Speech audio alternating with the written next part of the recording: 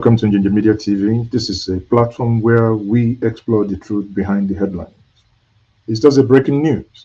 The former governor of Kaduna State, Nasser El-Rufai Malam, has joined the Social Democratic Party, the SDP. El-Rufai resigned from the party this morning. Nigerians, many of us who are in the know knew long ago. I had a bet with someone in a private forum um, last week where we argued that El-Rufai was going to leave the the APC this week. And here we are, El-Rufai has left the party. If I argue, actually, I would say that what left the APC is the old CPC. We're going to take the news, then we'll go back to bringing you the reactions of Nigerians, especially those on the social media. Here we are, as published earlier by Ginger Media and by other news outlets, that Nasser El-Rufai has left the party. Breaking news, as published. El-Rufai resigns from All Progressive Congress, joins SDP. In here is the reason given by El-Rufai. He says, in a significant political shift, Nasser El-Rufai, a founding member of the All Progressive Congress (APC) and former Kaduna State Governor, announced his resignation from the APC and his defection to the Social Democratic Party (SDP). If you recall, SDP is the party with which Mashood Abiola won the 1993 presidential election and was later cancelled by Ibrahim Badamos Babangida, whom in a book released 2 weeks ago is blaming Abacha for that cancellation.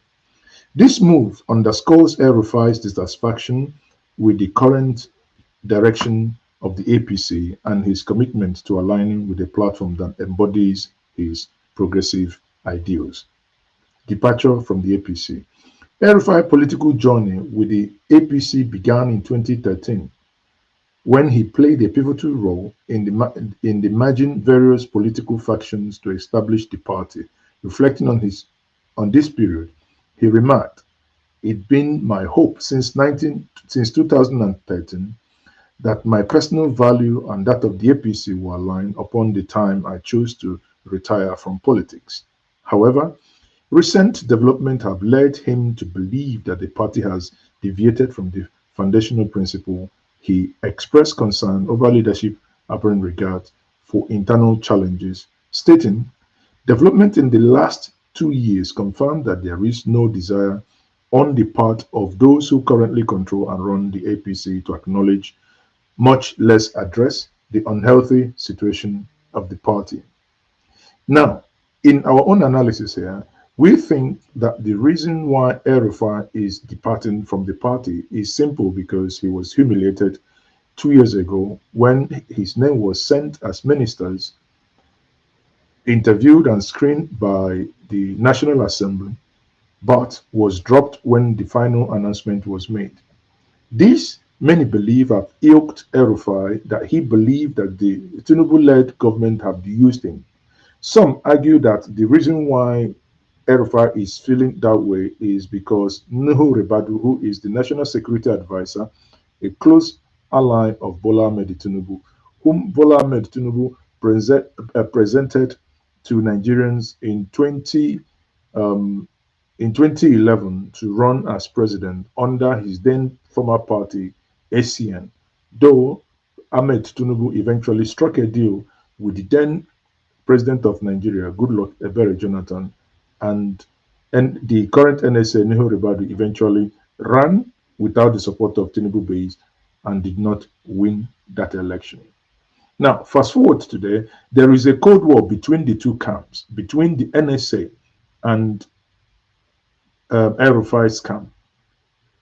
The insider information we have says that the reason why NSA, or rather the DSS, in quote now, why El-Rufai did not get the security clearance was because NSA was behind it. Again, these many say it remains on the realm of speculations, but some insider is telling us that this is not only a speculation, but a reality.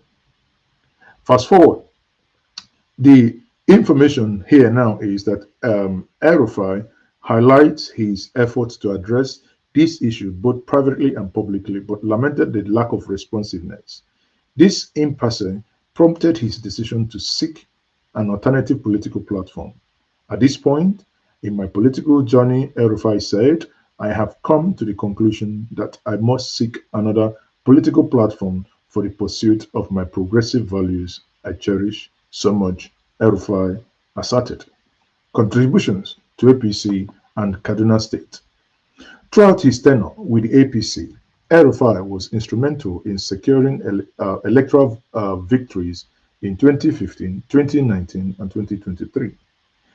As a governor of Kaduna State from 2015 to 2023, he implemented policies aimed at enhancing human development, particularly in education and healthcare. His administration focused on expanding infrastructure, promising equity of opportunity, creating jobs, and attracting investment. Many analysts will say that yes, he attracted investment, he did a lot, but he is one governor that brought in religious divide in an already tensed environment in Kaduna. Recall that southern Kaduna under him saw the hell. He was the governor who ran a Muslim ticket, which gave President Ahmed Tinubu the impetus to run for Muslim ticket without minding the feelings of the Christians within the enclave. Recall that he did not mind, and he said to the southern Kadunas that they can go to hell and they can do nothing, that their voice did not matter, and he's going to win the re-election, and he won the re-election. Recall that violence and certain level of conflict existed in that state. Now, transition to Social Democratic Party, as many of us who knew what was happening at the background speculated that that announcement must happen this week. The only thing that took me by surprise is I was expecting that announcement to happen on Wednesday. So he basically took me by surprise by 2 days. But I was already expecting that by Wednesday we will hear this based on grapevine information that many of us have been discussing behind the scene. Effective March 10, that means today, El-Rufai submitted his resignation from the APC to his ward in Kaduna and declared his membership with the SDP. He emphasized that this decision followed extensive consultations with mentors, colleagues, supporters. Looking ahead, El-Rufai intends to collaborate with other opposition leaders to form a united front against the APC in coming elections. He called on supporters, concerned citizens, to join the SDP, envisioning a Nigerian that stands as beacon of pride for Africans and the black race. Background to this and the speculations ahead. El-Rufai's departure from the APC comes after a series of events that hinted at his growing discontent. In July 2023, President Bola Tinubu nominated him for a ministerial position, but the Senate withheld confirmation due to a negative security report from the State Security Service. Subsequently, in December 2023, El-Rufai co-founded a venture capital firm in Abuja with $100 million investment commitment aimed at boosting the economy of northern Nigeria. By March 2024, his meeting with the SDP leaders fueled media speculations about a potential defection, which he confirmed in his recent announcement. Now, let's come back again to his submission, to the reason why he was not cleared. Some blame Nuhu Ribadu, the NSA. Some blame the DSS or the SSS, as you may choose to call them. But some also say that El-Rufai's name is currently being, or rather, the El-Rufai is being investigated by the war. It is being investigated in Den Haag, where he is being accused of committing serious crimes against humanity by the way he treated under his watch the people of Southern Kaduna, and especially the way he treated the Muslim group led by Sheikh Al-Zazaki. Recall that when El-Rufai took over 300, that is the ones that were admitted by the Nigerian army under the supervision of El-Rufai as the governor of Kaduna State, witnessed over 300 human beings massacred in one day because the El Zazaki group were engaging on a procession, or a quote unquote again, peaceful procession in Kaduna State. And El-Rufai did that, supervised that. Hence, some are reacting that it could be as a result of those things, including the um, the conflict with the southern Kaduna and the killings in southern Kaduna, that has made that has led to him being investigated in Den Haag, and therefore that he does not have the Interpol clearance in order to clinch that job. El-Rufai defection has elicited various reactions across the political spectrum. Some political analysts view his act as tragic move that could reshape dynamics of Nigerian politics ahead of 2027 general election. His alignment with the SDP, a party with historical significance, might attract other disenchanted members from major political, potentially altering electoral calculations. Supporters laud his decision as a courageous step towards revitalizing progressive politics in Nigeria.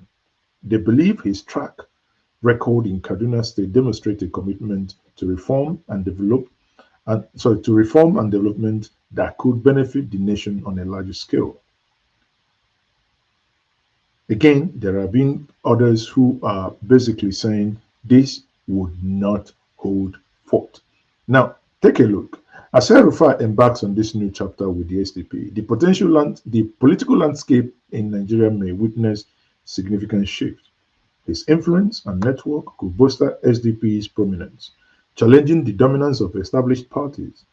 The success of these endeavors will depend on his ability to galvanize support, present a coherent alternative to electorates, and maintain the progressive values he advocates.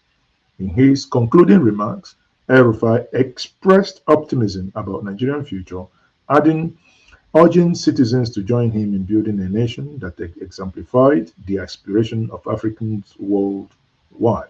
I therefore call on all supporters and other persons concerned about this country's future to join us in the SDP in the journey towards making Nigeria flourish as a beacon of pride for Africa and the black race, he proclaimed. Now, the question that would bog the minds of those who are his critics will be, does he believe in a fair and equitable society? If he did, why did he insist and run a Muslim ticket where you had a substantial, if not a 50-50 divide in Kaduna State between Kaduna and Southern Kaduna, where you have predominantly Christians? Kaduna State, recall that Namadi Sambo, a former VP to Goodluck Ebere Jonathan, was once the governor of that state. The former governor, who eventually died in a helicopter crash in the Niger Delta with Azazi, the former security chief, was also from that state, a Christian. It has been a historical fact that Kaduna had always presented Muslims and Christians in a joint ticket. El-Rufai is the only one, upon coming to office, who started this confusion that we now witness. So now, to take the reactions of Nigerians, let us quickly move to Twitter and gauge the feelings of the people. So on reading this, we can see that the Twitter space is agog. People are questioning, why did El-Rufai leave? That El-Rufai, now that he has left, what does the future hold? Check. Daily Trust. Breaking. El-Rufai confirms resignation from the APC. If you go and read the comments of the people, most are quite interesting.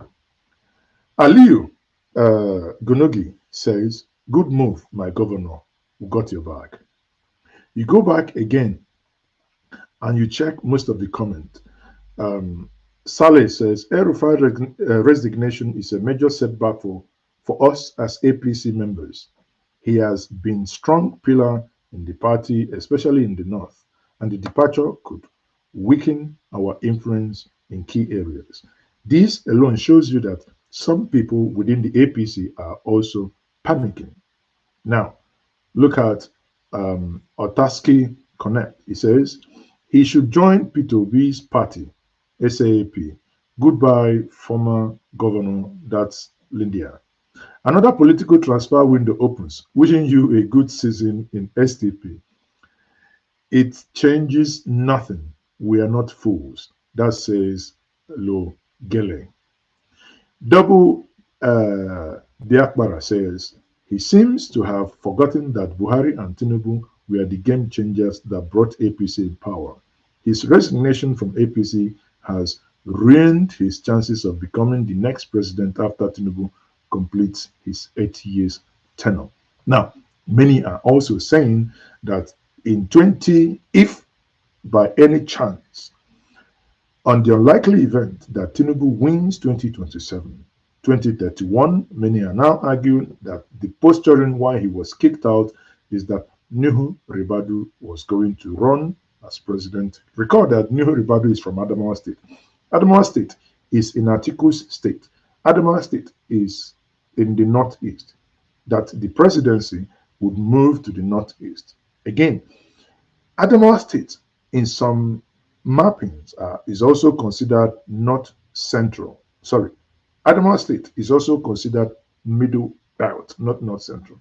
So, depending on who you're speaking to, depending on the nomenclature you're looking at, some consider Adamawa State as that part of middle belt, that the power is going to move to middle belt in 2031.